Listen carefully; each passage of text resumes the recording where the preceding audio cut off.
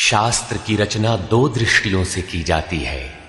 एक तो सामाजिक व्यवस्था और संस्कृति को कायम रखना, जिससे लोग पूर्वजों के पद चिन्हों का अनुकरण कर सकें, तथा दूसरा ये कि वे शाश्वत शांति को प्राप्त कर लें।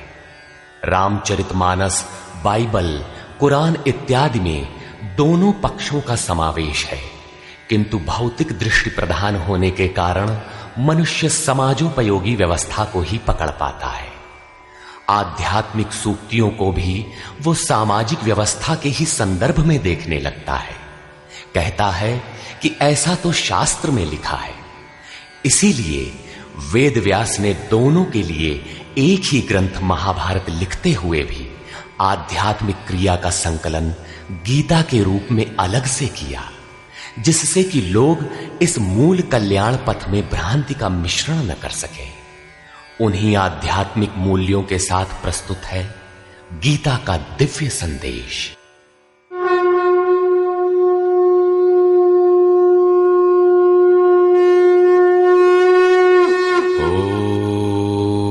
ओम श्री परमात्मने नमः। यथार्थ गीता, श्रीमद् भगवद गीता, अथ तृतीयो अध्यायः। अध्याय 2 में भगवान श्री कृष्ण ने बताया कि यह बुद्धि तेरे लिए ज्ञान मार्ग के विषय में कही गई। कौन सी बुद्धि? यही कि युद्ध कर, जीतोगे तो महामहिम की स्थिति प्राप्त कर लोगे और हारोगे तो देवत्व है। जीत में सर्वस्व है और हार में भी देवत्व है, कुछ मिलता ही है। अतः इस दृष्टि से लाभ और हानि दोनों में कुछ न कुछ मिलता है, किंचित भी क्षति नहीं है। फिर कहा, अब इसी को तू निष्काम कर्मयोग के विषय में सुन। जिस बुद्धि से युक्त होकर तू कर्मों के बंधन से अच्छी प्रकार छूट जाएगा। फिर उसकी विशेषताओं पर प्रकाश डाला। कर्म करते समय आवश्यक सावधानियों पर बल दिया कि फल की वासना वाला ना हो, कामनाओं से रहित होकर कर्म में प्रवृत्त हो और कर्म करने में तेरी अश्रद्धा भी ना हो, जिससे तू कर्म बंधन से मुक्त हो जाएगा। मुक्त तो होगा, किंतु रास्ते में अपनी स्थिति नहीं दिखाई पड़ी। अतः अर्जुन को निष्काम कर्मयोग की अपेक्षा ज्ञान मार्ग सरल और प्राप्ति वाला प्रतीत हुआ। उसने प्रश्न किया, जनार्दन, निष्काम कर्म की अपेक्षा ज्ञान मार्ग आपकी दृष्टि में श्रेष्ठ है, तो मुझे भयंकर कर्मों में क्यों लगाते हैं? प्रश्न स्वाभाविक था। मान लें एक ही स्थान पर जाने के दो रास्ते हैं। यदि आपको वास्तव में जाना है तो आप अवश्य प्रश्न करेंगे कि इनमें सुगम कौन है। यदि नहीं करते तो आप पथिक नहीं। ठीक इसी प्रकार अर्जुन ने भी प्रश्न रखा। अर्जुन उवाच,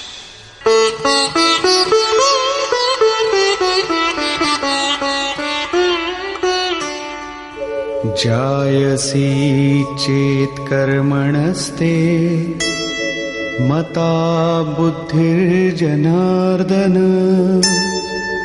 तत्किं कर्मणि घोरे मां नियोजयसि केशव। जनों पर दया करने वाले जनार्दन, यदि निष्काम कर्मयोग की अपेक्षा ज्ञान योग आपको श्रेष्ठ मान्य है, तो हे केशव, आप मुझे भयंकर कर्मयोग में क्यों लगाते हैं? निष्काम कर्मयोग में अर्जुन को भयंकरता दिखाई पड़ी, क्योंकि इसमें कर्म करने में ही तेरा अधिकार है, फल में कभी नहीं। कर्म करने में अश्रद्धा भी ना हो और निरंतर समर्पण के साथ योग पर दृष्टि रखते हुए कर्म में लगा रहे। जबकि ज्ञान मार्ग में हारोगे तो देवत्व है, जीतने पर महामहिम स्थिति है। अपनी लाभ हानि स्वयं देखते हुए आगे बढ़ना है। इस प्रकार अर्जुन को निष्काम कर्मयोग की अपेक्षा ज्ञान योग सरल प्रतीत हुआ। इसलिए उसने निवेदन किया,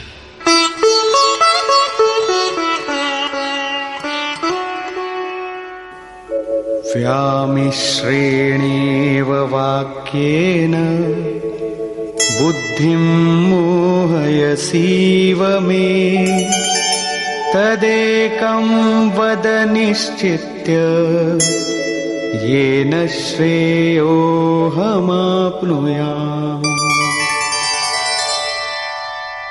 आप इन मिले हुए से वचनों से मेरी बुद्धि मोहित सी करते हैं। आप तो मेरी बुद्धि का मोह दूर करने में प्रवृत्त हुए हैं, अतः इनमें से एक निश्चय करके कहिए जिससे मैं श्रेय परम कल्याण मोक्ष को प्राप्त हो जाऊं। इस पर श्री कृष्ण ने कहा, श्री भगवान उवाच,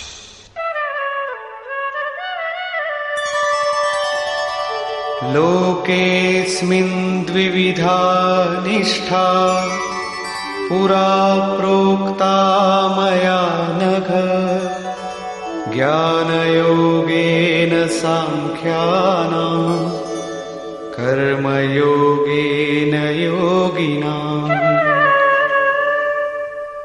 निष्पाप अर्जुन, इस संसार में सत्य शोध की दो धाराएं मेरे द्वारा पहले कही गई हैं। पहले का तात्पर्य कभी सत्य युग या त्रेता में नहीं, बल्कि अभी जिसे दूसरे अध्याय में कहे आए हैं।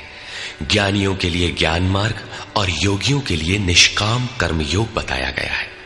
दोनों ही मार्गों के अनुसार कर्म तो करना ही पड़ेगा, कर्म अनिवार्य है।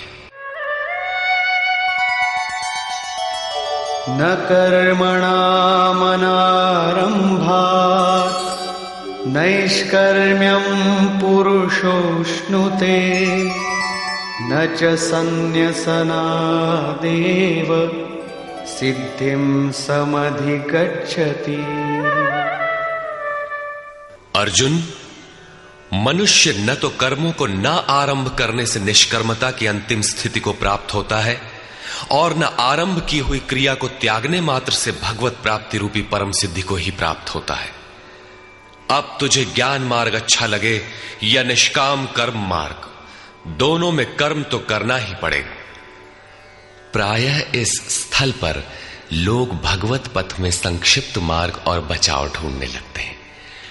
कर्म आरंभ ही न करें, हो गए निष्कर्मी। कहीं ऐसी भ्रांति न रह जाए, इसलिए श्री कृष्ण बल देते हैं कि कर्मों को न आरंभ करने से कोई निष्कर्म भाव को नहीं प्राप्त होता। शुभाशुभ कर्मों का जहां अंत है, परम निष्कर्मता की उस स्थिति को कर्म करके ही पाया जा सकता है। इसी प्रकार बहुत से लोग कहते हैं, हम तो ज्ञान मार्गी हैं, ज्ञान मार्ग में कर्म है ही नहीं। ऐसा मानकर कर्मों को त्यागने वाले ज्ञानी नहीं होते। आरंभ की हुई क्रिया को त्यागने मात्र से कोई भगवत साक्षात्कार रूपी परम सिद्धि को प्राप्त नहीं होता है, क्योंकि नहि कश्चित् क्षणमपि जातु तिष्ठत्य कर्मकृत्, कार्यते ह्यवशः कर्म सर्वः प्रकृतिजैर्गुणैः। कोई भी पुरुष किसी काल में क्षण मात्र भी कर्म किए बिना नहीं रहता, क्योंकि सभी पुरुष प्रकृति से उत्पन्न हुए गुणों द्वारा विवश होकर कर्म करते हैं। प्रकृति और प्रकृति से उत्पन्न गुण जब तक जीवित हैं, तब तक कोई भी पुरुष कर्म किए बिना रह ही नहीं सकता। अध्याय 4 के 33वें और 37वें श्लोक में श्री कृष्ण कहते हैं कि यावन मात्र कर्म ज्ञान में समाप्त हो जाते हैं। ज्ञान रूपी अग्नि संपूर्ण कर्मों को भस्म कर देता है। यहां वे कहते हैं कि कर्म किए बिना कोई रहता ही नहीं। अंततः वे महापुरुष कहते क्या हैं? उनका आशय है कि यज्ञ करते करते तीनों गुणों से अतीत हो जाने पर मन के विलय और साक्षात्कार के साथ यज्ञ का परिणाम निकल जाने पर कर्म शेष हो जाते हैं। उस निर्धारित क्रिया की पूर्णता से पहले कर्म मिटते नहीं, प्रकृति पिंड नहीं छोड़ती।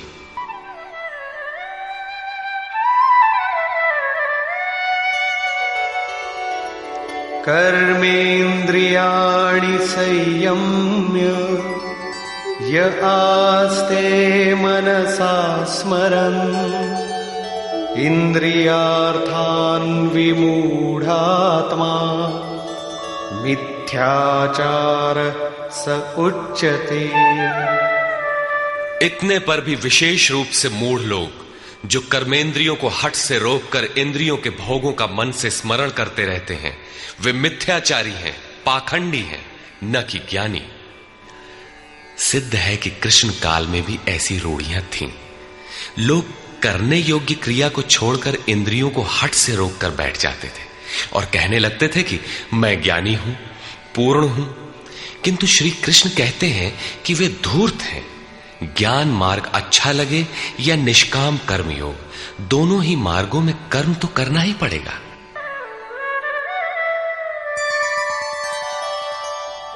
यस्त्विन्द्रियाणि मनसा नियम्यारभतेऽर्जुन कर्मेन्द्रियैः कर्मयोगम् असक्तः स विशिष्यते।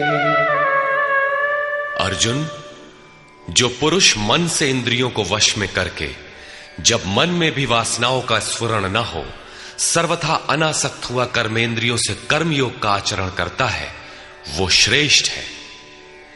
ठीक है, समझ में आया कि कर्म का आचरण करें, किंतु ये प्रश्न खड़ा होता है कि कौन सा कर्म करें। इस पर कहते हैं, नियतं कुरु कर्म त्वं कर्मजायो ह्यकर्मणः शरीरयात्रापि च ते न प्रसिद्धेद कर्मणः। अर्जुन, तू निर्धारित किए हुए कर्म को कर, अर्थात कर्म तो बहुत से हैं, उनमें से कोई एक चुना हुआ है, उसी नियत कर्म को कर। कर्म न करने की अपेक्षा कर्म करना ही श्रेष्ठ है। इसलिए कि करते रहोगे, थोड़ी भी दूरी तय कर लोगे तो जैसा पीछे बता आए हैं, महान जन्म मरण के भय से उद्धार करने वाला है, इसलिए श्रेष्ठ है। कर्म न करने से तेरी शरीर यात्रा भी सिद्ध नहीं होगी। शरीर यात्रा का अर्थ लोग कहते हैं शरीर निर्वाह। कैसा शरीर निर्वाह? क्या आप शरीर हैं? ये पुरुष जन्म जन्मांतर से, युग युगांतरों से शरीर की यात्रा ही तो करता चला आ रहा है। जैसे वस्त्र जीर्ण हुआ तो दूसरा तीसरा धारण किया, इसी प्रकार कीट पतंग से लेकर मानव तक, ब्रह्मा से लेकर यावन मात्र जगत परिवर्तनशील है। ऊपर नीचे योनियों में बराबर ये जीव शरीरों की ही तो यात्रा कर रहा है। कर्म कोई ऐसी वस्तु है जो इस यात्रा को सिद्ध कर देती है, पूर्ण कर देती है। मान ले एक भी जन्म लेना पड़ा तो यात्रा तो जारी है। अभी तो पथिक चल ही रहा है, वो दूसरे शरीरों की यात्रा कर रहा है। यात्रा पूर्ण तब होती है जब गंतव्य आ जाए। परमात्मा में स्थिति के अनंतर इस आत्मा को शरीरों की यात्रा नहीं करनी पड़ती, अर्थात शरीर त्याग और शरीर धारण वाला क्रम समाप्त हो जाता है। अतः कर्म कोई ऐसी वस्तु है कि इस पुरुष को पुनः शरीरों की यात्रा नहीं करनी पड़ती। मोक्ष से शुभात। अर्जुन, इस कर्म को करके तू संसार बंधन अशुभ से छूट जाएगा। कर्म कोई ऐसी वस्तु है जो संसार बंधन से मुक्ति दिलाती है। अब प्रश्न खड़ा होता है कि वो निर्धारित कर्म है क्या। इस पर कहते हैं, यज्ञार्थात् कर्मणोऽन्यत्र लोकोऽयं कर्म बन्धनः तदर्थं कर्म कौन्तेय मुक्तसंग समाचर। अर्जुन, यज्ञ की प्रक्रिया ही कर्म है। वो हरकत कर्म है जिससे यज्ञ पूर्ण हो। सिद्ध है कि कर्म एक निर्धारित प्रक्रिया है। इसके अतिरिक्त जो कर्म होते हैं, क्या वे कर्म नहीं है? श्री कृष्ण कहते हैं, नहीं, वे कर्म नहीं है। अन्यत्र लोकोयम कर्म बंधनः। इस यज्ञ की प्रक्रिया के अतिरिक्त दुनिया में जो कुछ भी किया जाता है, सारा जगत जिसमें रात दिन व्यस्त है, वो इसी लोक का एक बंधन है, न कि कर्म। कर्म तो मोक्ष से शुभात। अशुभ अर्थात संसार बंधन से छुटकारा दिलाने वाला है। मात्र यज्ञ की प्रक्रिया ही कर्म है। वो हरकत कर्म है जिससे यज्ञ पूरा होता है। अतः अर्जुन, उस यज्ञ की पूर्ति के लिए संग दोष से अलग रहकर भली प्रकार कर्म का आचरण कर। संग दोष से अलग हुए बिना यह कर्म होता ही नहीं। अब हम समझ गए कि यज्ञ की प्रक्रिया ही कर्म है, किंतु यहां पुनः एक नवीन प्रश्न उत्पन्न हो गया कि वो यज्ञ क्या है जिसे किया जाए। इसके लिए पहले यज्ञ को न बताकर श्री कृष्ण बताते हैं कि यज्ञ आया कहां से, ये देता क्या है। उसकी विशेषताओं पर प्रकाश डाला और चौथे अध्याय में जाकर स्पष्ट किया कि यज्ञ क्या है जिसे हम कार्य रूप दें और हमसे कर्म होने लगे।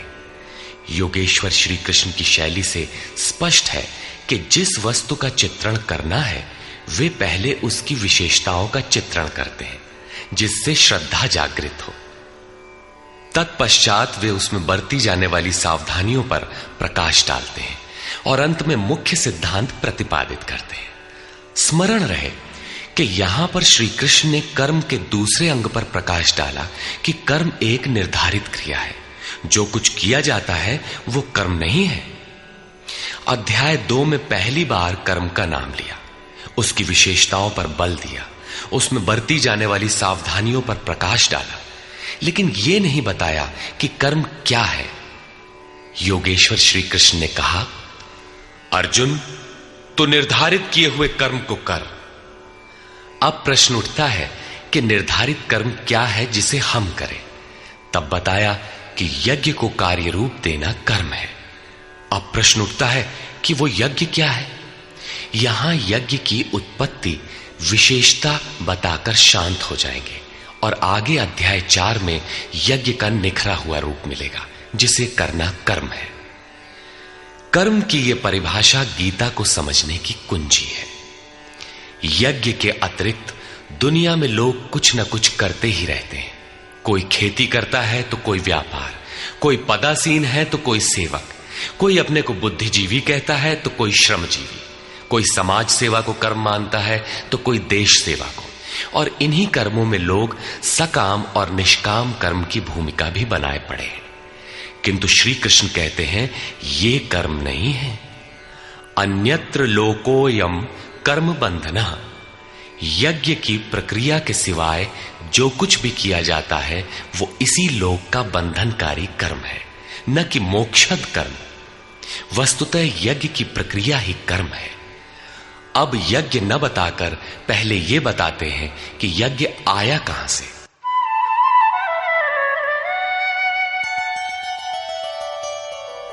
सह यज्ञाः प्रजा सृष्ट्वा पुरोवाच प्रजापतिः अनेन प्रसविष्यध्वम् ईशवोस्त्विष्टकामधु।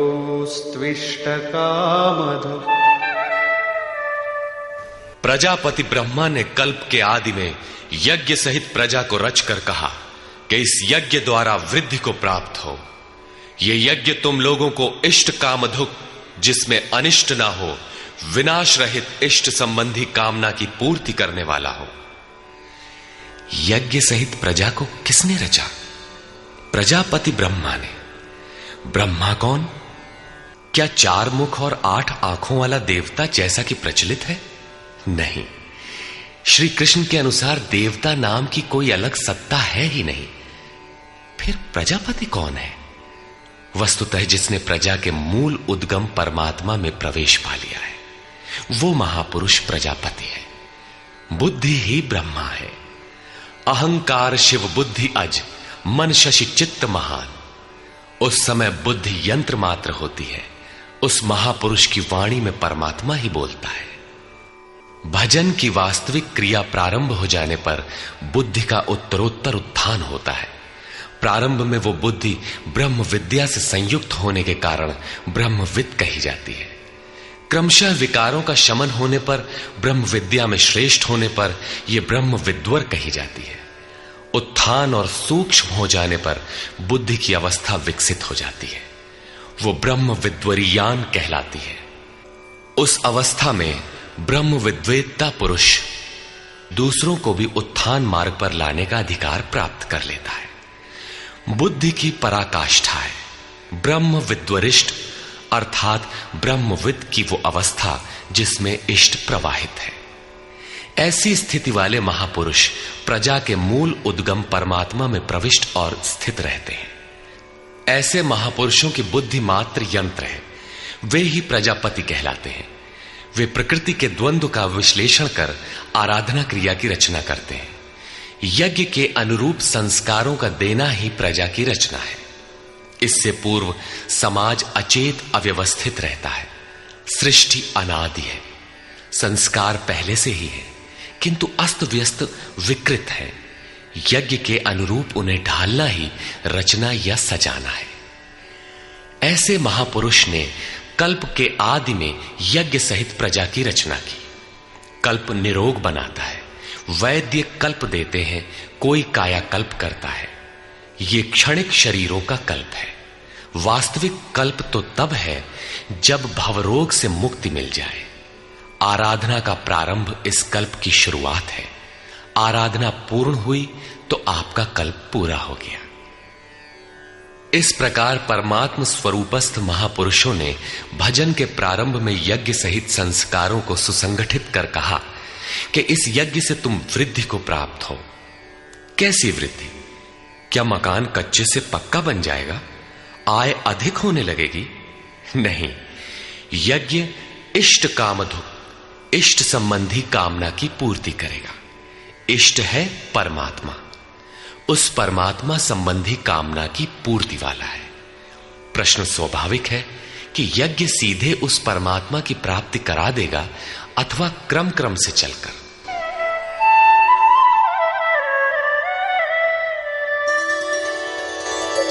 देवान् भावयतानेन ते देवा भावयन्तु वः परस्परं भावयन्तः श्रेयः परमवाप्स्यथ। इस यज्ञ द्वारा देवताओं की उन्नति करो, अर्थात दैवी संपत्ति की वृद्धि करो। वे देवता लोग तुम लोगों की उन्नति करेंगे। इस प्रकार आपस में वृद्धि करते हुए परम श्रेय, जिसके बाद कुछ भी पाना शेष न रहे, ऐसे परम कल्याण को प्राप्त हो जाओ। ज्यों ज्यों हम यज्ञ में प्रवेश करेंगे, आगे यज्ञ का अर्थ होगा आराधना की विधि। त्यों त्यों हृदय देश में दैवी संपत्ति अर्जित होती चली जाएगी। परम देव एकमात्र परमात्मा है। उस परम देव में प्रवेश दिला देने वाली जो संपद है, अंतःकरण की जो सजातीय प्रवृत्ति है, उसी को दैवी संपत्ति कहते हैं। वो परम देव को संभव करती है, इसलिए दैवी संपत्ति कही जाती है, न कि बाहरी देवता जैसा लोग कल्पना कर लेते हैं। योगेश्वर श्री कृष्ण के शब्दों में उनका कोई अस्तित्व नहीं है। आगे कहते हैं,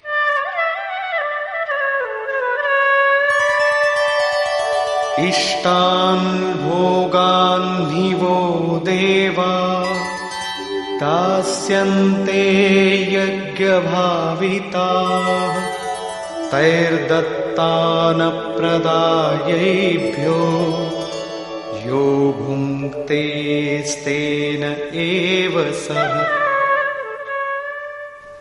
यज्ञ द्वारा संवर्धित देवता दैवी संपत्ति आपको इष्टान भोगान ही दास्यन्ते, इष्ट अर्थात आराध्य संबंधी भोगों को देंगे, अन्य कुछ नहीं। तैहि दत्तान, वे ही एकमात्र देने वाले हैं। इष्ट को पाने का अन्य कोई विकल्प नहीं है। इन दैवी गुणों को बिना बढ़ाए जो इस स्थिति का भोग करता है, वो निश्चय ही चोर है। जब उनसे पाया ही नहीं तो भोगेगा क्या? किंतु कहता अवश्य है कि हम तो तत्वदर्शी हैं। वो निश्चय ही चोर है, न कि प्राप्ति वाला। किंतु पाने वाले क्या पाते हैं? यज्ञशिष्टाशिनः सन्तो मुच्यन्ते सर्वकिल्बिषैः भुञ्जते ते त्वघं पापा ये पचन्त्यात्मकारणात्। यज्ञ से बचे हुए अन्न को खाने वाले संतजन सब पापों से मुक्त हो जाते हैं। दैवी संपत्ति की वृद्धि करते करते परिणाम में प्राप्ति काल ही पूर्ति काल है। जब यज्ञ पूर्ण हो गया तो शेष बचा हुआ ब्रह्म ही अन्न है। इसी को श्री कृष्ण ने दूसरे शब्दों में कहा, यज्ञ शिष्टामृत भुजो यान्ति ब्रह्म सनातनम। यज्ञ जिसकी सृष्टि करता है उस अशन को पान करने वाला ब्रह्म में प्रविष्ट हो जाता है। यहां वे कहते हैं कि यज्ञ से शेष बचे हुए अशन को, ब्रह्म पीयूष को पान करने वाला सब पापों से छुटकारा पा जाता है।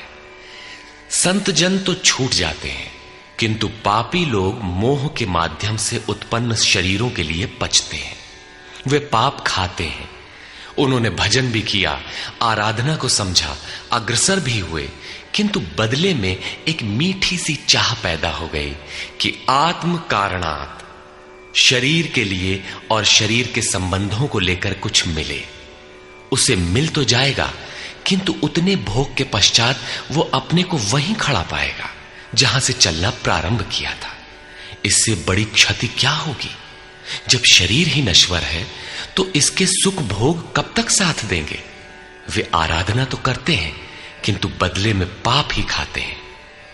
पलट सुधाते 60 विष लेहि, वो नष्ट तो नहीं होगा, किंतु आगे नहीं बढ़ेगा। इसीलिए श्री कृष्ण निष्काम भाव से कर्म भजन करने पर बल देते हैं। अभी तक श्री कृष्ण ने बताया कि यज्ञ परम श्रेय देता है और उसकी रचना महापुरुषों द्वारा होती है, किंतु वे महापुरुष प्रजा की रचना में क्यों प्रवृत्त होते हैं? इस पर कहते हैं,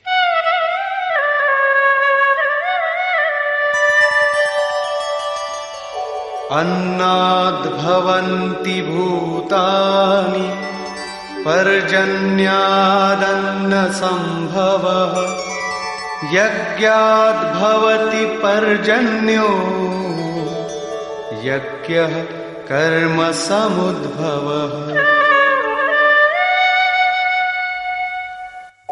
कर्म ब्रह्मोद्भवं विद्धि ब्रह्माक्षर समुद्भवम् तस्मात् सर्वगतं ब्रह्म नित्यं यज्ञे प्रतिष्ठितम्। संपूर्ण प्राणी अन्न से उत्पन्न होते हैं।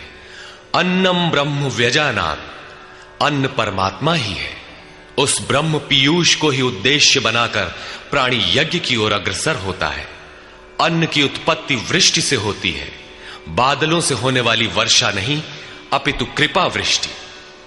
पूर्व संचित यज्ञ कर्म ही कृपा के रूप में बरस पड़ता है। आज की आराधना कल कृपा के रूप में मिलेगी, इसीलिए वृष्टि यज्ञ से होती है। स्वाहा बोलने और तिल जौ जलाने से ही वृष्टि होती तो विश्व की अधिकांश मरुभूमि ऊसर क्यों रहती, उर्वर बन जाती। यहां कृपा वृष्टि यज्ञ की देन है। ये यज्ञ कर्मों से ही उत्पन्न होने वाला है। कर्म से यज्ञ पूर्ण होता है। उस कर्म को वेद से उत्पन्न हुआ जान। वेद ब्रह्म स्थित महापुरुष की वाणी है। जो तत्व विदित नहीं है उसकी प्रत्यक्ष अनुभूति का नाम वेद है, न कि कुछ श्लोक संग्रह। वेद अविनाशी परमात्मा से उत्पन्न हुआ जान। कहा तो महात्माओं ने, किंतु वे परमात्मा के साथ तद्रूप हो चुके हैं। उनके माध्यम से अविनाशी परमात्मा ही बोलता है, इसलिए वेद अपौरुषेय कहे जाते हैं। महापुरुष वेद कहां से पा गए? तो वेद अविनाशी परमात्मा से उत्पन्न हुआ। वे महापुरुष उससे तद्रूप हैं।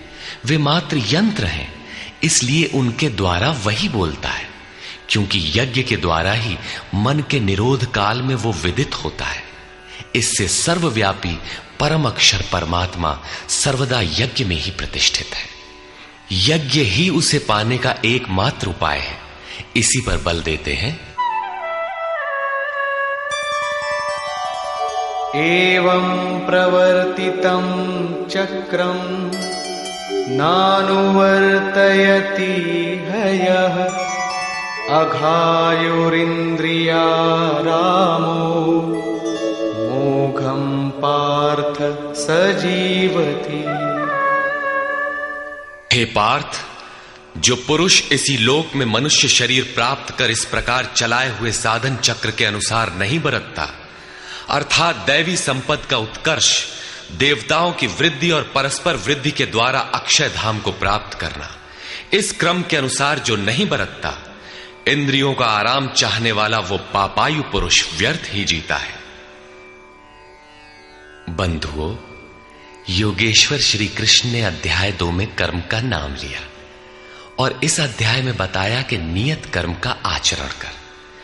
यज्ञ की प्रक्रिया ही कर्म है। इसके सिवाय जो कुछ किया जाता है वो इसी लोक का बंधन है।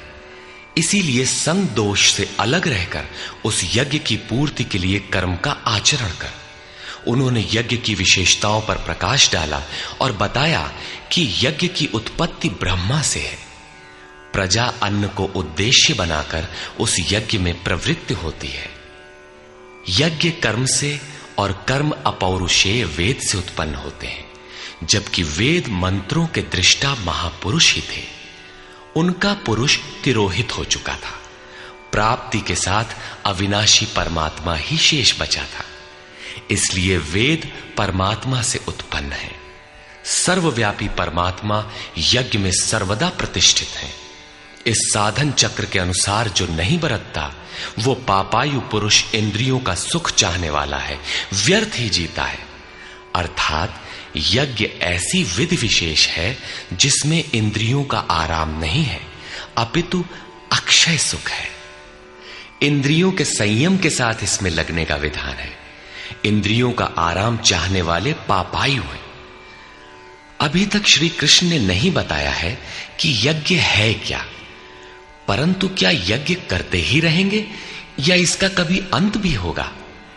इस पर योगेश्वर कहते हैं, यस्त्वात्मरतिरेव स्यात् आत्मतृप्तश्च मानवः आत्मन्येव च सन्तुष्टः तस्य कार्यं न विद्यते। परंतु जो मनुष्य आत्मा में ही रत, आत्मतृप्त और आत्मा में ही संतुष्ट है, उसके लिए कोई कर्तव्य नहीं रह जाता। यही तो लक्ष्य था। जब अव्यक्त सनातन अविनाशी आत्म तत्व प्राप्त हो गया तो आगे ढूंढे किसे? ऐसे पुरुष के लिए न कर्म की आवश्यकता है न किसी आराधना की। आत्मा और परमात्मा एक दूसरे के पर्याय हैं। इसी का पुनः चित्रण करते हैं।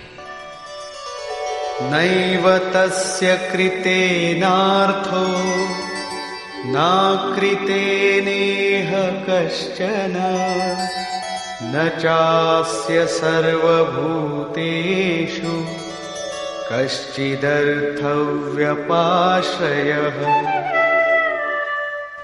इस संसार में उस पुरुष का किए जाने से कोई लाभ नहीं है और न छोड़ देने से कोई हानि है।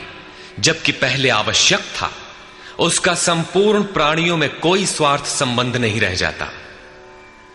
आत्मा ही तो शाश्वत, सनातन, अव्यक्त, अपरिवर्तनशील और अक्षय है। जब उसी को पा लिया, उसी से संतुष्ट, उसी से तृप्त, उसी में ओतप्रोत और स्थित है, आगे कोई सत्ता ही नहीं तो किसको खोजें? मिलेगा क्या? उस पुरुष के लिए कर्म छोड़ देने से कोई हानि भी नहीं है, क्योंकि विकार जिस पर अंकित होते हैं वो चित्त ही न रहा। उसका संपूर्ण भूतों में बाह्य जगत और आंतरिक संकल्पों की परत में लेश मात्र भी अर्थ नहीं रहता। सबसे बड़ा अर्थ तो था परमात्मा। जब वही उपलब्ध है तो दूसरों से उसका क्या प्रयोजन होगा? तस्मादसक्तः सततं कार्यं कर्म समाचर असक्तो ह्याचरन् कर्म परमाप्नोति पुरुषः। इस स्थिति को प्राप्त करने के लिए तू अनासक्त हुआ। निरंतर कार्यम कर्म, जो करने योग्य कर्म है उस कर्म को अच्छी प्रकार कर, क्योंकि अनासक्त पुरुष कर्म के आचरण से परमात्मा को प्राप्त होता है। नियत कर्म कार्यम कर्म एक ही है। कर्म की प्रेरणा देते हुए वे कहते हैं,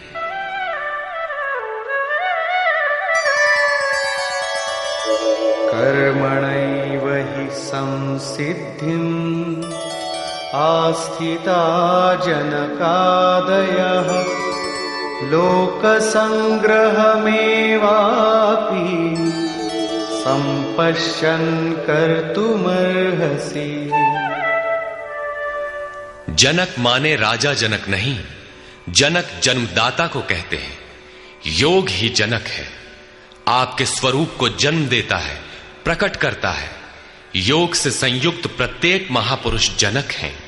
ऐसे योग संयुक्त बहुत से ऋषियों जनकादयः, जनक इत्यादि ज्ञानी जन महापुरुष भी कर्मणा एव संसिद्धिम, कर्मों के द्वारा ही परम सिद्धि को प्राप्त हुए हैं। परम सिद्धि माने परम तत्व परमात्मा की प्राप्ति। जनक इत्यादि जितने भी पूर्व में होने वाले महर्षि हुए हैं, इस कार्यम कर्म के द्वारा जो यज्ञ की प्रक्रिया है, इस कर्म को करके ही संसिद्धिम परम सिद्धि को प्राप्त हुए। किंतु प्राप्ति के पश्चात वे भी लोक संग्रह को देखकर कर्म करते हैं, लोकहित को चाहते हुए कर्म करते हैं। अतः तू भी प्राप्ति के पश्चात लोकनायक बनने के लिए कार्य करने के ही योग्य है। क्यों? यद्यदाचरति श्रेष्ठः तत्तदेवेतरो जनः स यत्प्रमाणं कुरुते लोकस्तदनुवर्तते।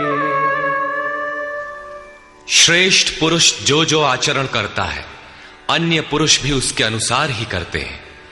वो महापुरुष जो कुछ प्रमाण कर देता है, संसार उसका अनुसरण करता है। पहले श्री कृष्ण ने स्वरूप में स्थित आत्मतृप्त महापुरुष की रहनी पर प्रकाश डाला कि उसके लिए कर्म किए जाने से न कोई लाभ और न छोड़ने से कोई हानि। फिर भी जनकादि कर्म में भली प्रकार बरतते थे। वहां उन महापुरुषों से श्री कृष्ण धीरे से अपनी तुलना कर देते हैं कि मैं भी एक महापुरुष हूं। न मे पार्थास्ति कर्तव्यम् त्रिषु लोकेषु किंचन नानवाप्तमवाप्तव्यम् वर्त एव च कर्मणि।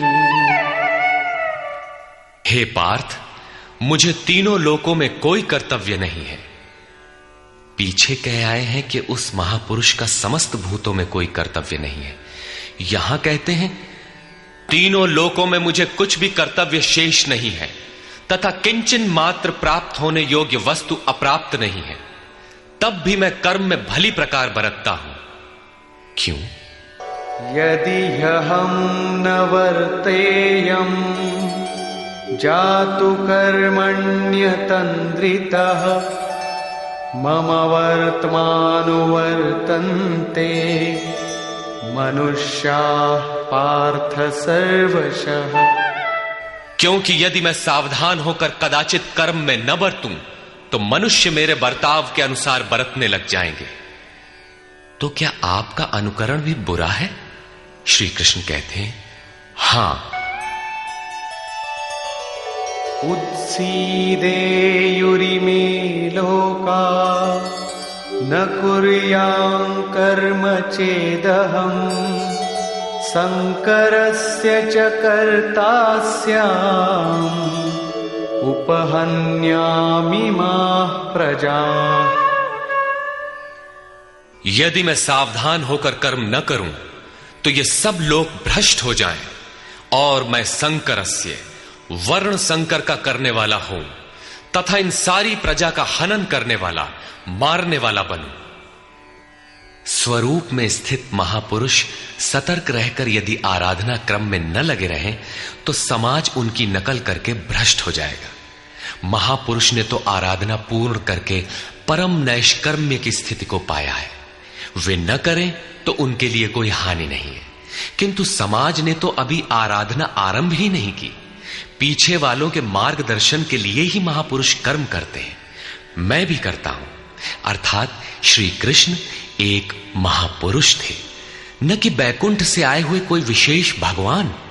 उन्होंने कहा कि महापुरुष लोक संग्रह के लिए कर्म करता है, मैं भी करता हूं। यदि न करूं तो लोगों का पतन हो जाए, सभी कर्म छोड़ बैठेंगे। मन बड़ा चंचल है, ये सब कुछ चाहता है, केवल भजन नहीं चाहता। यदि स्वरूपस्थ महापुरुष कर्म न करें तो देखा देखी पीछे वाले भी तुरंत कर्म छोड़ देंगे। उन्हें बहाना मिल जाए कि ये भजन नहीं करते, पान खाते हैं, इत्र लगाते हैं, सामान्य बातें करते हैं, फिर भी महापुरुष कहलाते हैं। ऐसा सोचकर वे भी आराधना से हट जाते हैं, पतित हो जाते हैं।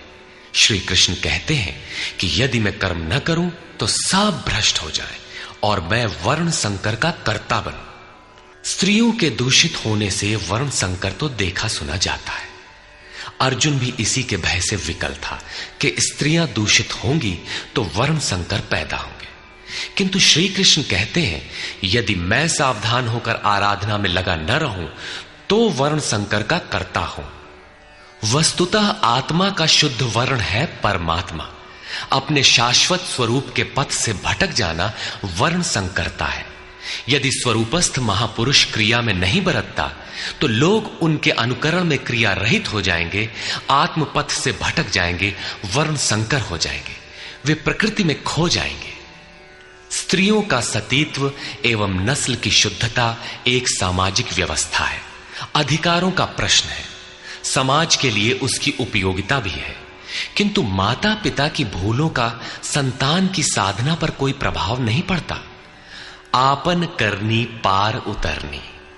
हनुमान, व्यास, वशिष्ठ, नारद, शुकदेव, कबीर, ईसा इत्यादि अच्छे महापुरुष हुए, जबकि सामाजिक कुलीनता से इनका संपर्क नहीं है। आत्मा अपने पूर्व जन्म के गुण धर्म लेकर आता है। श्री कृष्ण कहते हैं मनः षष्ठानीन्द्रियाणि प्रकृतिस्थानी कर्षति। मन सहित इंद्रियों से जो कार्य इस जन्म में होता है उनके संस्कार लेकर जीवात्मा पुराने शरीर को त्याग कर नवीन शरीर में प्रवेश कर जाता है। इसमें जन्मदाताओं का क्या लगा? उनके विकास में कोई अंतर नहीं आया। अतः स्त्रियों के दूषित होने से वर्ण संकर नहीं होता। स्त्रियों के दूषित होने और वर्ण संकर से कोई संबंध नहीं है। शुद्ध स्वरूप की ओर अग्रसर न होकर प्रकृति में बिखर जाना ही वर्ण संकर है। यदि महापुरुष सावधान होकर क्रिया, नियत कर्म में बरतते हुए लोगों से क्रिया न कराएं तो वो उस सारी प्रजा का हनन करने वाला, मारने वाला बने। साधना क्रम में चलकर उस मूल अविनाशी की प्राप्ति ही जीवन है और प्रकृति में बिखरे रहना, भटक जाना मृत्यु है। किंतु वो महापुरुष इस सारी प्रजा को यदि क्रिया पथ पर नहीं चलाता, उस सारी प्रजा को बिखराव से रोककर सतपथ पर नहीं चलाता, तो वो सारी प्रजा का हनन करने वाला हत्यारा है, हिंसक है। और क्रमशः चलते हुए जो चला लेता है वो शुद्ध अहिंसा है। गीता के अनुसार शरीर का निधन, नश्वर कलेवरों का निधन मात्र परिवर्तन है, हिंसा नहीं। सक्ता कर्मण्य विद्वांसो यथा कुर्वन्ति भारत कुर्याद् विद्वांस तथा सक्तः चिकीर्षुर्लोक संग्रहम्।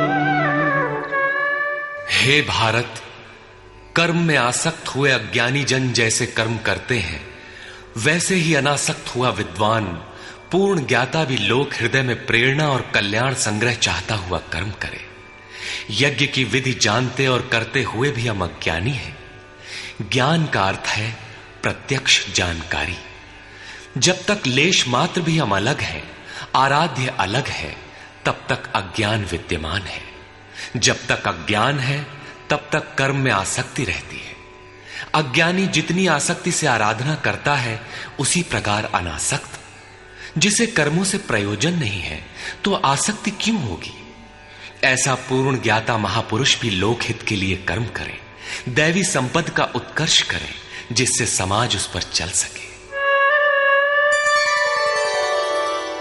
न बुद्धिभेदं जनयेद् अज्ञानां कर्मसंगिनां जोषयेत् सर्वकर्माणि विद्वान् युक्तः समाचरन्। ज्ञानी पुरुषों को चाहिए कि कर्मों में आसक्ति वाले अज्ञानियों की बुद्धि में भ्रम न पैदा करें, अर्थात स्वरूपस्थ महापुरुष ध्यान दें कि उनके किसी आचरण से पीछे वालों के मन में कर्म के प्रति अश्रद्धा न उत्पन्न हो जाए।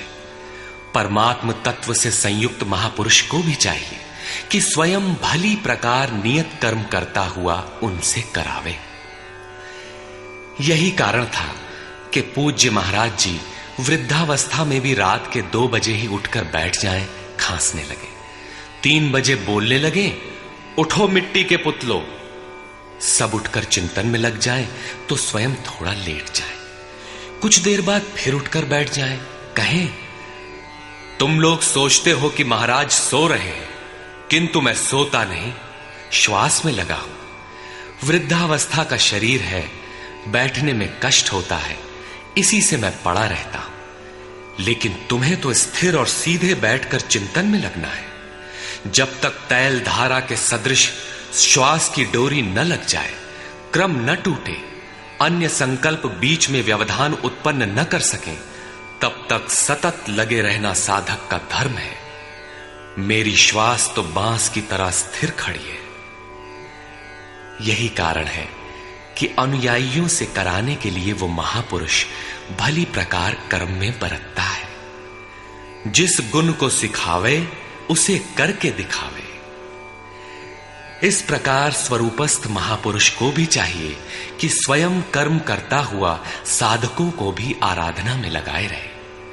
साधक भी श्रद्धापूर्वक आराधना में लगे, किंतु चाहे ज्ञान योगी हो अथवा समर्पण भाव वाला निष्काम कर्म योगी हो, साधक में साधना का अहंकार नहीं आना चाहिए।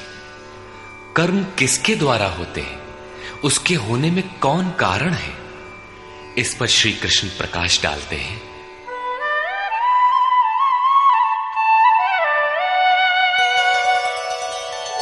प्रकृते क्रियमाणानि गुणैः कर्माणि सर्वशः अहंकार विमूढ़ात्मा कर्ताहमिति मन्यते।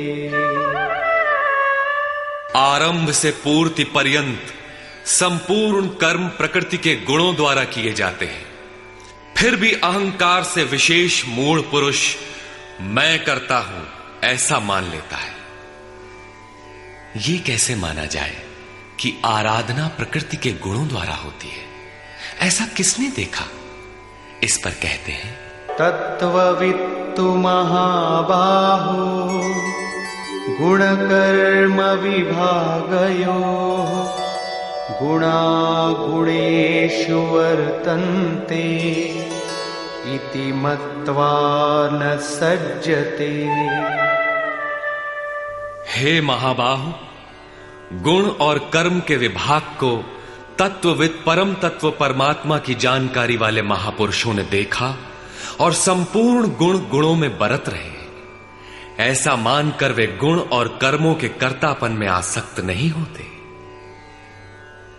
यहां तत्व का अर्थ परम तत्व परमात्मा है, न कि 5 या 25 तत्व जैसा कि लोग गणना करते हैं।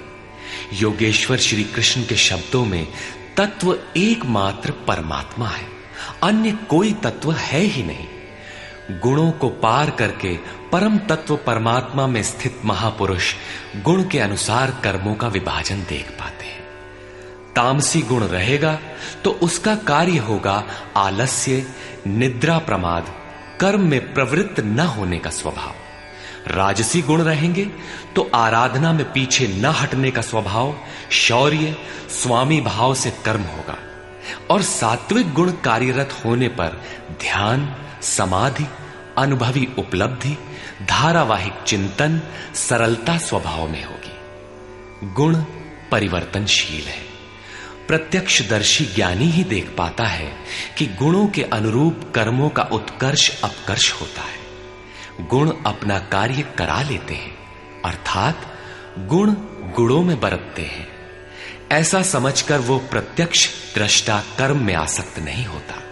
किंतु जिसने गुणों का पार नहीं पाया, जो अभी रास्ते में है, उन्हें तो कर्म में आसक्त रहना है। इसलिए प्रकृतेर्गुण सम्मूढ़ाः सज्जन्ते गुण कर्मसु तान् कृत्स्नविदो मंदान् कृत्स्नविन्न विचालयेत्।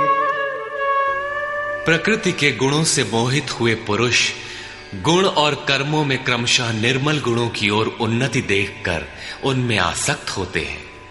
उन अच्छी प्रकार न समझने वाले मंदान शिथिल प्रयत्न वालों को अच्छी प्रकार जानने वाला ज्ञानी चलायमान न करे।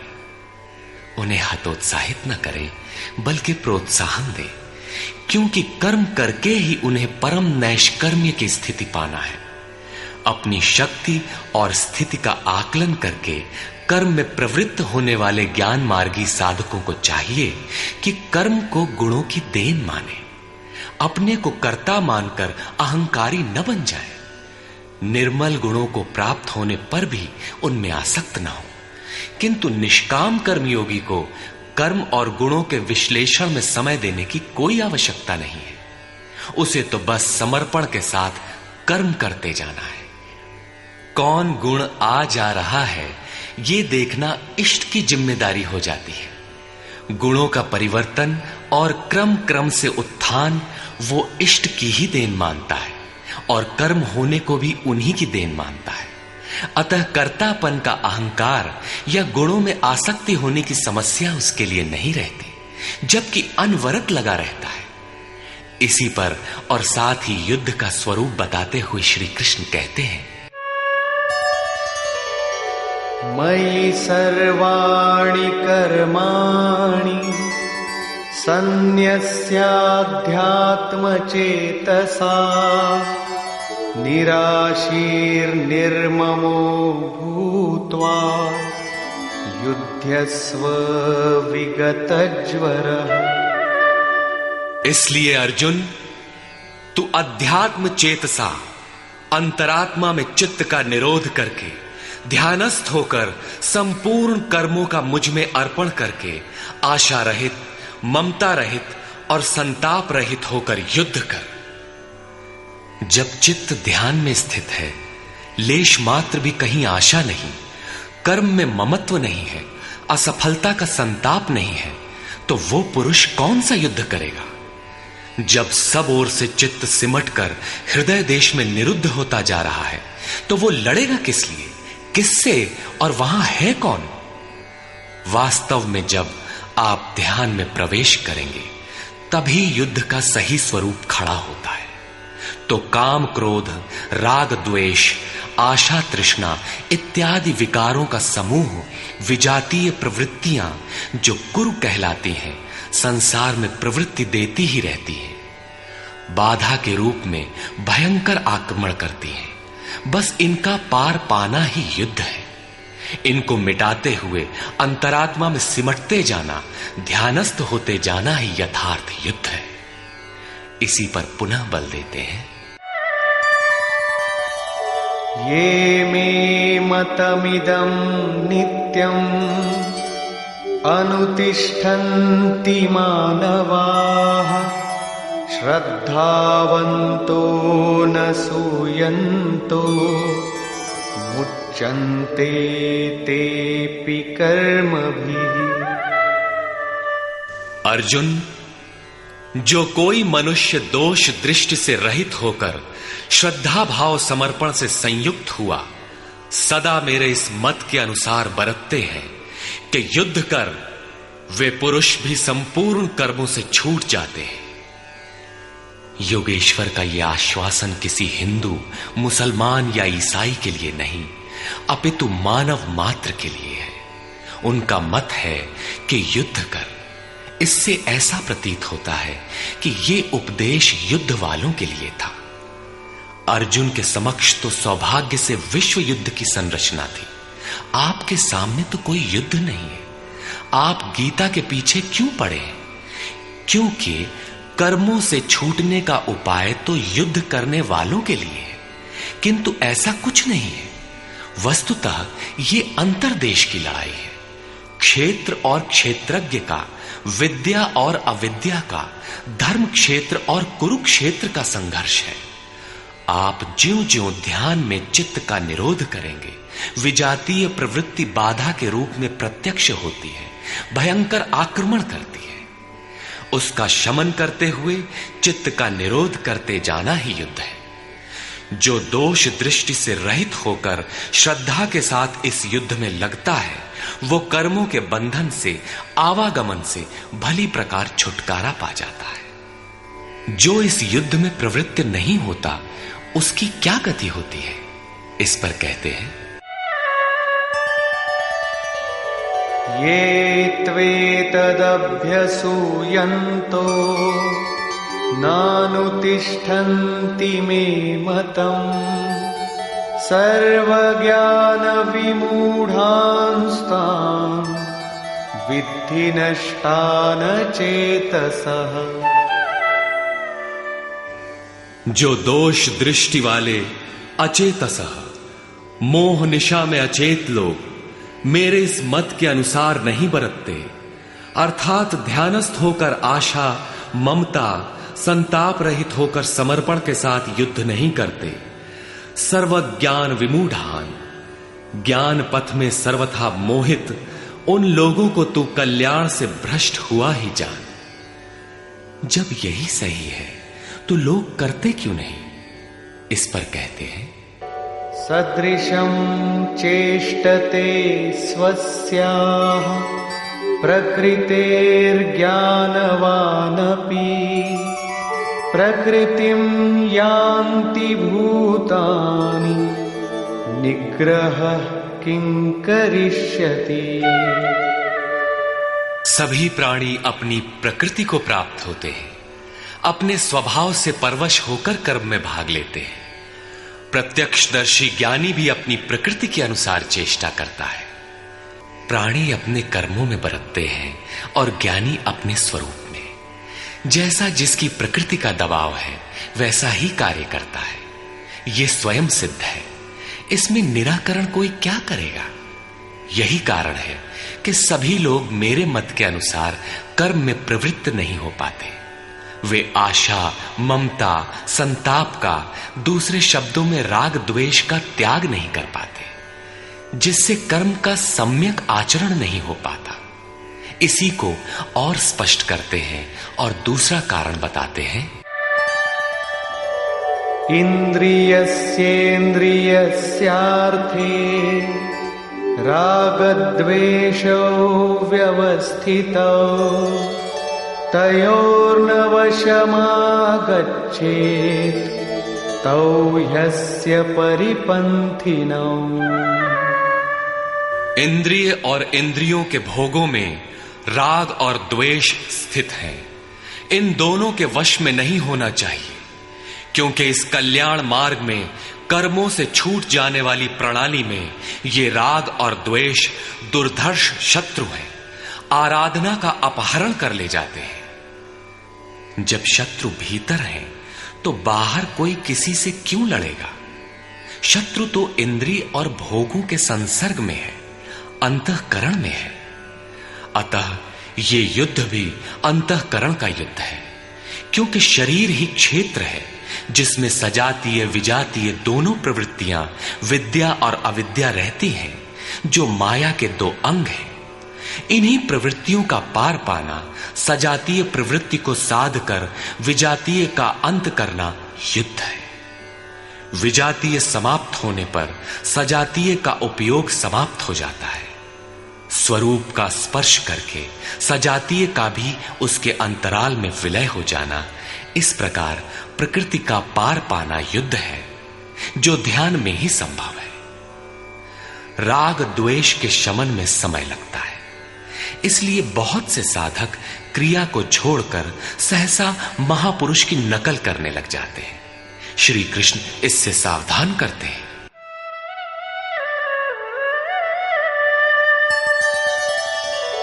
श्रेयान् स्वधर्मो विगुणः परधर्मात् स्वनुष्ठिता स्वधर्मे निधनं श्रेयः परधर्मो भयावह।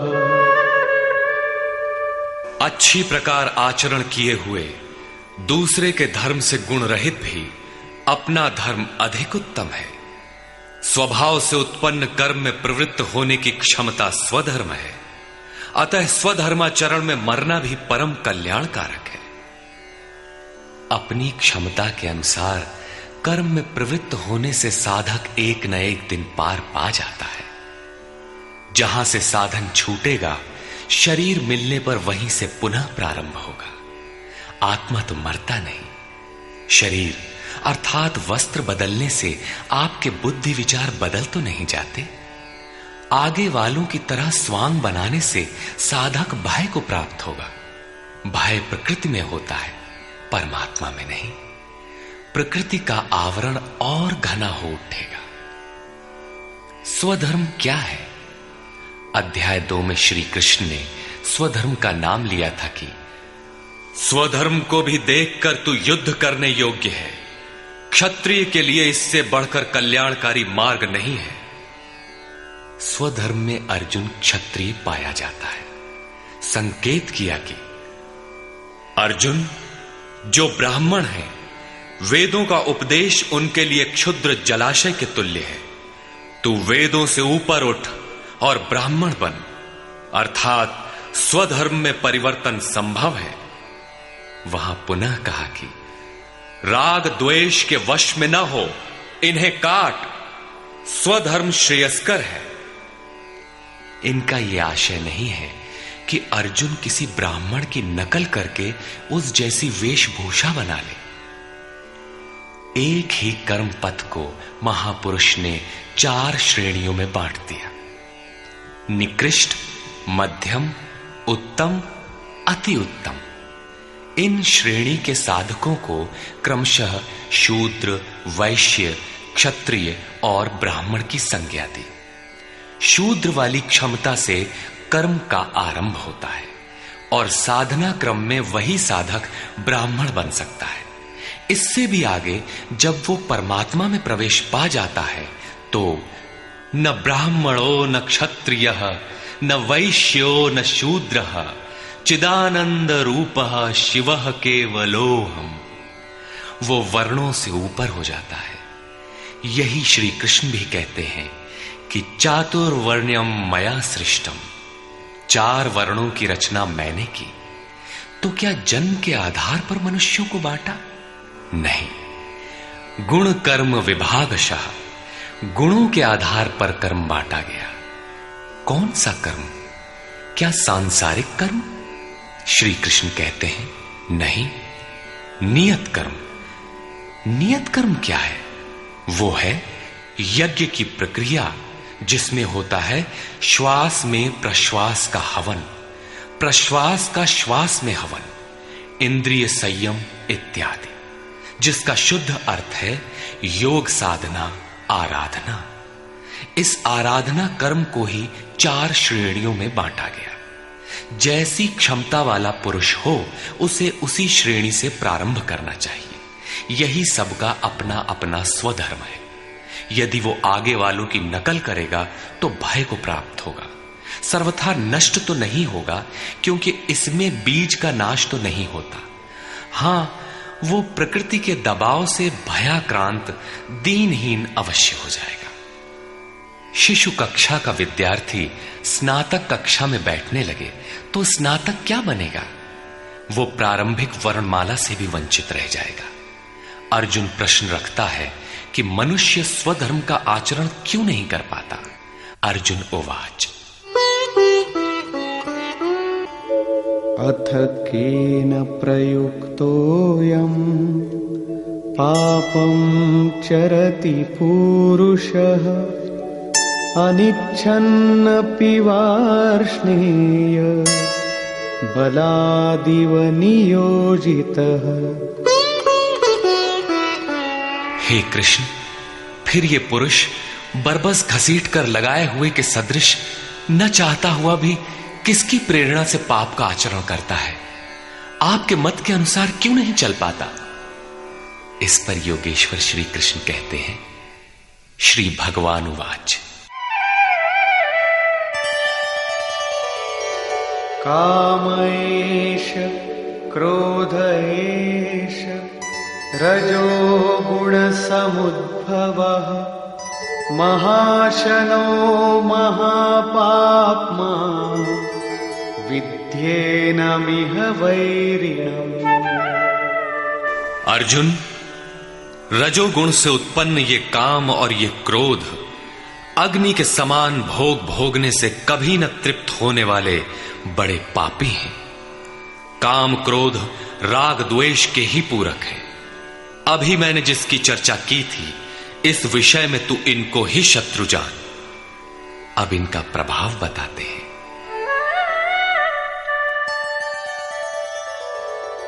धूमेनाव्रियते वह्निः यथादर्शो मलेन च यथोल्बेनावृतो गर्भः तथा तेनेदमावृतम्। जैसे धुएं से अग्नि और मल से दर्पण ढक जाता है, जैसे जेर से गर्भ ढका हुआ है, ठीक वैसे ही काम क्रोधादि विकारों से यह ज्ञान ढका हुआ है। भीगी लकड़ी जलाने पर धुआं ही धुआं होता है। अग्नि रहकर भी लपट का रूप नहीं ले पाता। मल से ढके दर्पण पर जिस प्रकार प्रतिबिंब स्पष्ट नहीं होता, झिल्ली के कारण जिस प्रकार गर्भ ढका रहता है, वैसे ही इन विकारों के रहते परमात्मा का प्रत्यक्ष ज्ञान नहीं होता। आवृतम् ज्ञानमेतेन ज्ञानिनो नित्यवैरिणा कामरूपेण कौन्तेय दुष्पूरेणानलेन च। कौन्तेय, अग्नि के समान भोगों से न तृप्त होने वाले ज्ञानियों के निरंतर बैरी इस काम से ज्ञान ढका हुआ है। अभी तो श्री कृष्ण ने काम और क्रोध दो शत्रु बताए। प्रस्तुत श्लोक में वे केवल एक शत्रु काम का नाम लेते हैं। वस्तुतः काम में क्रोध का अंतर्भाव है।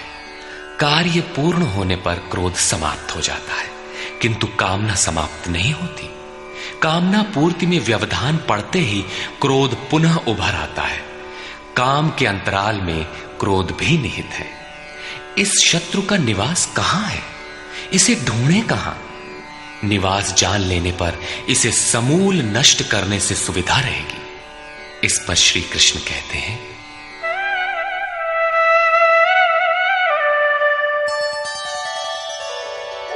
इंद्रियाणि मनो बुद्धि अस्याधिष्ठानमुच्यते एतैर्विमोहयत्येष ज्ञानमावृत्य देहिनम्। इंद्रियां, मन और बुद्धि इसके वास स्थान कहे जाते हैं। ये काम इन मन, बुद्धि और इंद्रियों के द्वारा ही ज्ञान को आच्छादित करके जीवात्मा को मोह में डालता है। तस्मात् त्वमिन्द्रियाण्यादौ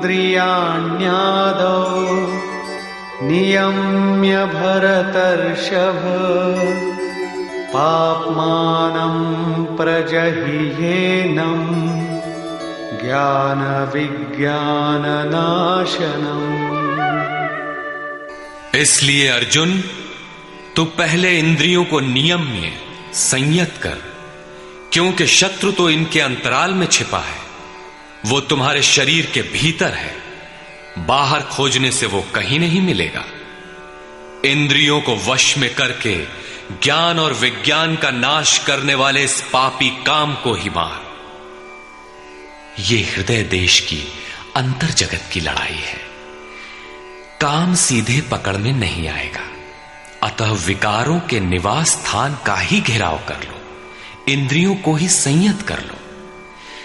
किंतु इंद्रियों और मन को संयत करना तो बड़ा कठिन है। क्या ये हम कर पाएंगे? इस पर योगेश्वर श्री कृष्ण आपकी सामर्थ्य बताते हुए प्रोत्साहित करते हैं।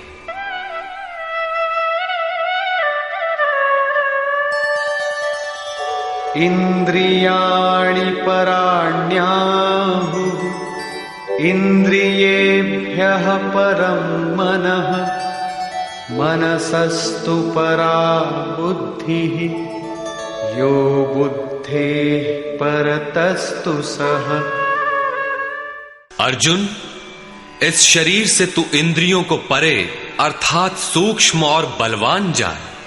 इंद्रियों से परे मन है, ये उनसे भी बलवान है। मन से परे बुद्धि है, और जो बुद्धि से भी अत्यंत परे है वो तुम्हारा आत्मा है, वही हो तुम। इसलिए इंद्रियों, मन और बुद्धि का निरोध करने में तुम सक्षम हो।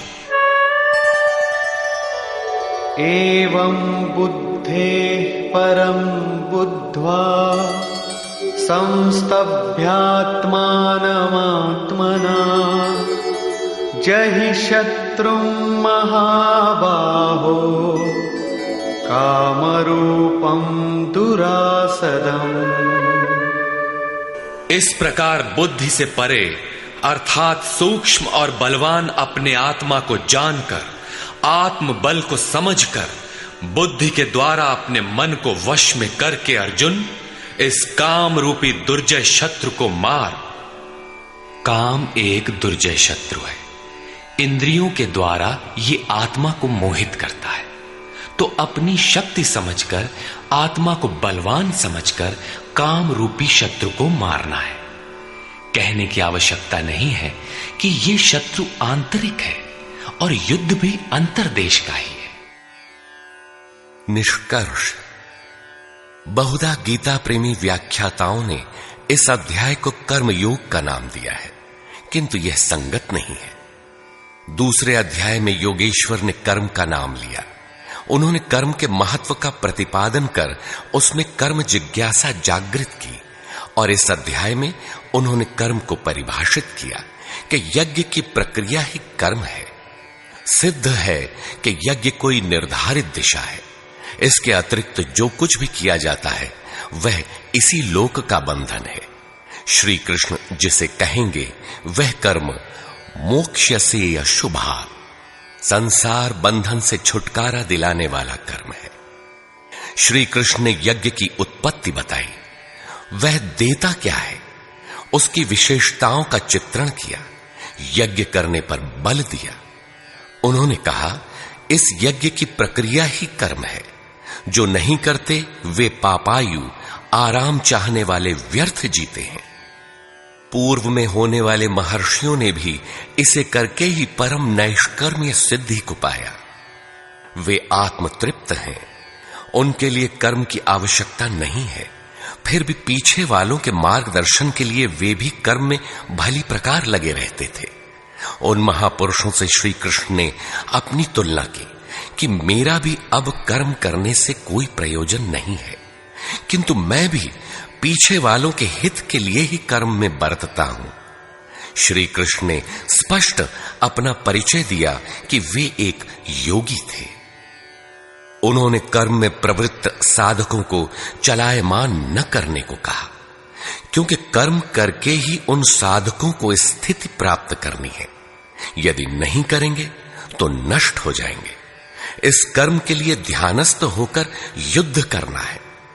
आंखें बंद हैं, इंद्रियों से सिमटकर चित्त का निरोध हो चला तो युद्ध कैसा? उस समय काम, क्रोध, राग, द्वेष बाधक होते हैं। इन विजातीय प्रवृत्तियों का पार पाना ही युद्ध है। आसुरी संपद कुरुक्षेत्र विजातीय प्रवृत्ति को शनह शनह छांटते हुए ध्यानस्थ होते जाना ही युद्ध है। वस्तुतः ध्यान में ही युद्ध है। यही इस अध्याय का सारांश है, जिसमें न कर्म बताया न यज्ञ। यदि यज्ञ समझ में आ जाए तो कर्म समझ में आए। अभी तो कर्म समझाया ही नहीं गया। इस अध्याय में केवल स्थित प्रज्ञ महापुरुष के प्रशिक्षणात्मक पहलू पर बल दिया गया। यह तो गुरुजनों के लिए निर्देश है। वे न भी करें तो उन्हें कोई क्षति नहीं, और न ऐसा करने में उनका अपना कोई लाभ ही है। किंतु जिन साधकों को परम गति अभीष्ट है, उनके लिए विशेष कुछ कहा ही नहीं। तो यह कर्मयोग कैसे है? कर्म का स्वरूप भी स्पष्ट नहीं है जिसे किया जाए, क्योंकि यज्ञ की प्रक्रिया ही कर्म है। अभी तक उन्होंने इतना ही बताया, यज्ञ तो बताया नहीं। कर्म का स्वरूप स्पष्ट कहां हुआ? हां, युद्ध का यथार्थ चित्रण गीता में यहीं पाया जाता है। संपूर्ण गीता पर दृष्टिपात करें तो अध्याय 2 में कहा कि शरीर नाशवान है, अतः युद्ध कर। गीता में युद्ध का यही ठोस कारण बताया गया। आगे ज्ञान योग के संदर्भ में क्षत्रिय के लिए युद्ध ही कल्याण का एकमात्र साधन बताया गया, और कहा कि यह बुद्धि तेरे लिए ज्ञान योग के विषय में कही गई। कौन सी बुद्धि? यही कि हार जीत दोनों दृष्टियों में लाभ ही है, ऐसा समझकर युद्ध कर। फिर अध्याय 4 में कहा कि योग में स्थित रहकर हृदय में स्थित अपने संशय को ज्ञान रूपी तलवार द्वारा काट। वह तलवार योग में है। अध्याय 5 से 10 तक युद्ध की चर्चा तक नहीं है। 11वें अध्याय में केवल इतना कहा कि ये शत्रु मेरे द्वारा पहले से ही मारे गए हैं। तू निमित्त मात्र होकर खड़ा भर हो जा, यश को प्राप्त कर। ये तुम्हारे बिना भी मारे हुए हैं, प्रेरक करा लेगा। तू इन मुर्दों को ही मार। अध्याय 15 में संसार सुविरूढ़ मूल वाला पीपल वृक्ष जैसा कहा गया, जिसे असंगता रूपी शस्त्र द्वारा काटकर उस परम पद को खोजने का निर्देश मिला। आगे के अध्यायों में युद्ध का उल्लेख नहीं है। हां, अध्याय 16 में असुरों का चित्रण अवश्य है, जो नरकगामी है। अध्याय 3 में ही युद्ध का विशद चित्रण है।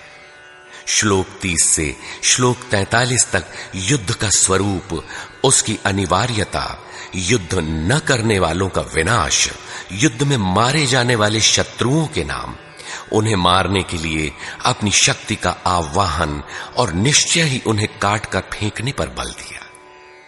इस अध्याय में शत्रु और शत्रु का आंतरिक स्वरूप स्पष्ट है, जिनके विनाश की प्रेरणा दी गई है।